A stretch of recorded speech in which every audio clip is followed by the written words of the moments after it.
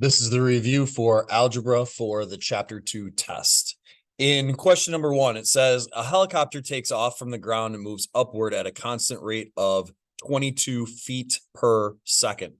The table shows the height off the ground for various times of the flight.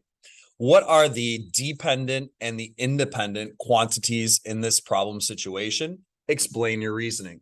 Remember that the independent is always your time. The dependent is the thing that is changing. So the independent is your time. If you wanted to say seconds, that would be fine. Your dependent is the height. Or if you wanted to say the feet, that's the thing that's changing. Explain your reasoning. Remember, the dependent depends on the independent. So when I go to explain my reasoning, I need to say that the height depends on the time. The height depends on the time. Or if you said the feet depend on the seconds, that is explaining your reasoning. Make sure you don't skip that question. In letter B, it says determine the unit rate. Now, there are two different ways to find the unit rate. The unit rate, the unit is 1, all right? So we want to know, how do you go from 0 to 1 to 2 to 3 to 4, etc.? If I take a look at my table, what are my feet increasing by? Well, my feet are increasing by 22. 22 is the unit rate, all right, because it's 22 feet per second. Now, if you need to find it another way, all right, maybe they don't give you an interval of 1 that you can tell. Now, an interval of 1 might be from 1.5 to 2.5 or 2.5 to 3.5. The other way to find it, besides going by 1 unit, is look at one of them going across, all right? If you look at one of them going across and you do your dependent divided by the independent, if we do 22 divided by 1, you're going to get 22 as well. If we did 55 divided by 2.5, that's going to give you 22. So you could divide going across as well. But the easiest way is to figure it out going from 0 to 1 to 2 to 3. What are you doing each time? In letter C, it says complete the table. Write an expression that represents the height of the helicopter for an arbitrary amount of time in t seconds. Well, in this, it says that the helicopter is going up at a constant rate of 22 feet per second. So 22 feet times the number of seconds. Now, when you write your expression, notice that it has a letter T there. If it has a letter T there, you have to have the letter T here as well. So 22T would be our expression. We have to complete the table. When we go to complete the table, you could fill them in each one individually. 22 times 5, 22 times 10.5, 22 times 15. Or you could go to your table and type in 22x and then hit second and table. When you do that, we can see that 5 is 110. If we did it manually, we would be doing 22 times 5. Now for 10.5, all right, for 10.5, notice that our x column is not going by 0.5s. We need to hit the plus sign at the very top of the table. It says press the plus sign for, that's the Greek letter delta, so to change in the table. So we would hit plus, and then we don't want to count by ones. The default setting, you see it at the bottom of your table, is to count by ones. We don't want to count by ones, we want to count by 0.5s. So you type in 0.5 and hit enter. Now I can see where 10.5 is going to be. Again, remember, you could have figured this out by hand, but instead I'm letting the calculator do the work, and it's 231. 15 is still going to be there, just have to scroll down a little bit. 15 is 330. Using function notation to determine the height after 17 seconds. So our function is 22t, 17 seconds. I want to do 22 times 17. 22 times 17 is 374. I can also look at my table after 17 seconds, it's 374. In question number 2, all that you're given the f of x equals this. This is this number right here. So instead of having f of x equals, I have negative 193.8 equals negative 34.82x minus 19.7. All this is a two-step equation. So I'm going to do plus 19.7 and plus 19.7 to try and get the x all by itself. Negative 174.1 equals negative 34.82x. Divide by negative 34.82 and divide by negative 34.82. Those cancel out and we get that x equals 5. Just be careful where you sub it in. This time it says f of x equals that. If it just said when x equals a number, all right, then we would sub in for the x. In question number 3, it says Stephen currently has 125 baseball cards in his collection. He plans to buy a pack of cards of 15 cards every week for the next 10 weeks. The function C of t equals cards in terms of time equals 15t plus 125 describes the total number of cards C he has as a function of time of t weeks. Graph the function that describes Stephen's collection. Be sure to label your axes. You will lose points if you don't. So what we want to do in order to graph this, all right? First of all, I'm going to change what my thing is counting by. The easiest way to get rid of it, you could just go back up to 0 and hit the plus sign. I'm just going to clear out and reset the memory on the calculator, second plus 712, so that I can reset everything. Now I'm going to go to y equals. I'm going to type in 15x plus 125. You want to type this in. This is the same thing as y equals. You want to do second and table for your points. So when I go and do my points, it's the number of weeks, all right? You don't have to go crazy. 0 always starts at the thick black line. I'm going to put my time at the bottom. Remember, time always goes at the bottom. I'm labeling my axes right there. So I'm just going to count by ones going across.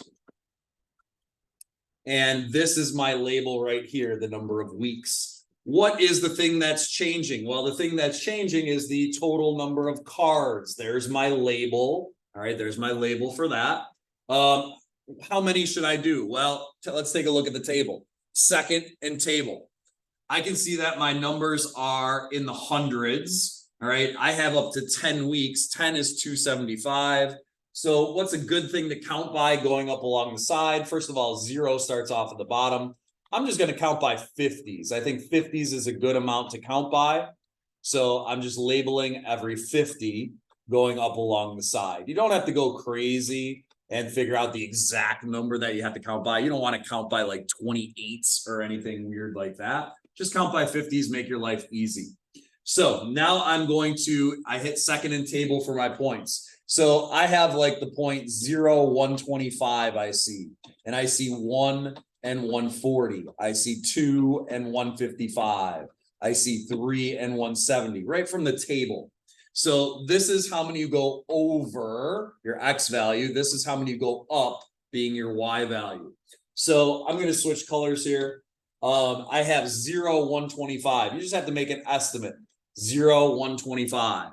1 and 140, 2 and 155, 3 and 170, 4 and 185, 5 and exactly 200, 6 and 215, and then we have 230, and then we have 245, and then we have 260, and then we have 275. Notice that it's a nice straight line.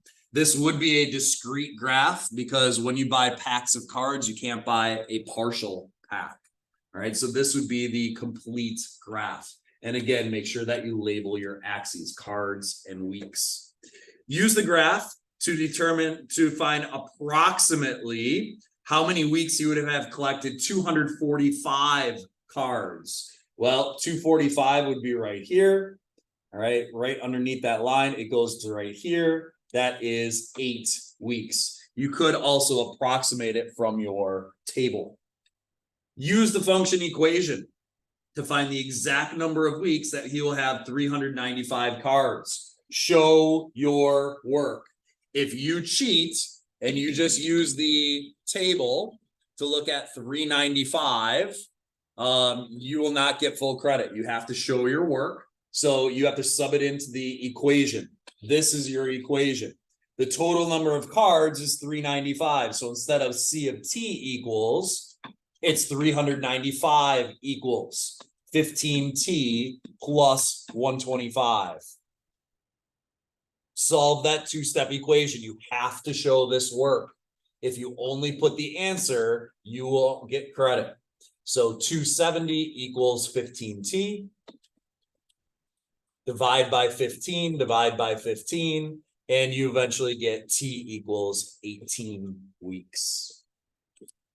In question number 4, it says, Elena has a babysitting job. She needs to earn at least $60 for a new jacket that she wants. Circle the part of the graph where she will meet her goal. Write the inequality that represents the hours that she will meet her goal. So she needs to earn at least $60. You have to be at least 16 years old to drive a car, all right? In order to do that, you have to be 16 years old or older to drive a car. So $60 or higher. Well, $60 on our graph is right about here. Everywhere where it's higher than that is here. That's the part that she would have to be in. All right, so we circled the part where she meets her goal. Write the inequality. Now, inequalities has a letter, an inequality symbol, whether it's less than, greater than or equal to, or less than or equal to, and then a number. That represents the number of hours that she will meet her goal. So where is she meeting her goal? She's meeting her goal right here. We want X, all right, because we want the hours. The hours is your X value here, all right? So X is greater than, all right, if we come straight down, it's at 9 hours. So X is greater than or equal to 9. It's or equal to because at 9 hours, she meets her goal, all right? At 9 hours, she meets her goal. And everything that is above 9 as well. In question number 5, you're solving the inequality. It's just a two-step inequality. Remember that if you multiply or divide by a negative number, you have to flip the sign. Minus 10, so it's 12 is less than negative 4x. Divide by negative 4, divide by negative 4. This bottom number is negative. If this bottom number is negative, you have to flip the sign. If you multiply or divide by a negative, if that bottom number is negative. So we have negative 3. I have to flip the sign because I'm dividing by a negative, and I get x. That's not in proper form. You have to put the letter first, so we have to flip everything around, including the sign. So this was actually a double flip, all right? We flipped it once because we divided by a negative, and then we flipped it again because it was backwards. In question number 6, when you go to type in these fractions, remember to change a fraction into a decimal, we have to do top divided by bottom. When you do it on the calculator, when we do 1 divided by 3, notice that it is not 0.3. It's not 0.33. It's 0.333.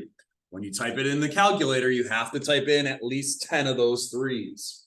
Anyway, change them into decimals first. Top divided by bottom. 1 divided by 5, negative 1 divided by 5 is negative 0.2. 1 divided by 3 is 0.3 repeating. Negative 1 divided by 3 is negative 0.3 repeating. Now what I'm going to do is solve that two-step equation. To get the x all by itself, I'm going to do minus 0.33333 minus 0.333. So I have 0.2x is less than. Now I left the calculator up here because I want to show you this. Negative 0.333 minus 0.333 equals. All right, now when you do this, it comes up with a 7 at the end. Just ignore that 7. That 7 doesn't really exist. The calculator just tries to round the very last digit. It's really negative 0.6 repeating. Divide by negative 0.2, divide by negative 0.2. So divided by negative 0.2 equals, and you get 3.3 repeating. So x is greater than, all right? Why is it greater than? Well, I divided by a negative. Since I divided by a negative, I need to flip the sign. So I get x is greater than 3.3 repeating. Make sure you put that repeating sign. If you just write 3.3, it would be wrong. In question number 7, solving the inequality, we have letters on both sides of the equal sign of the inequality. I always like working with the smaller of the two first. You'll work with less negatives that way. So in order to get it all onto one side, you either need to add or subtract them. Add them if it's negative, subtract it if it's positive. I subtracted 1.02x from both sides. Bring down the 3600, bring down your inequality sign. It's plus 0.02x. Solving the rest of the two-step to get the x all by itself, subtract 2000, subtract 2000. I get 1600 is less than 0.02x. Divide by 0.02, divide by 0.02, and we get 80,000 is less than x. Flip it around so that the letter comes first. You have to flip the inequality symbol as well. So you get x is greater than 80,000. In question number 8, you have the distributive property. So distribute, take that number outside, multiply by both of the things inside. Be careful, negative 3 times negative 4 is a positive 12. So I write plus 12. Solving the two-step equation, minus 12 minus 12. So negative 24 minus 12 is negative 36. Divide by negative 3, divide by negative 3. The bottom number is negative. Since the bottom number is negative, we have to flip the sign.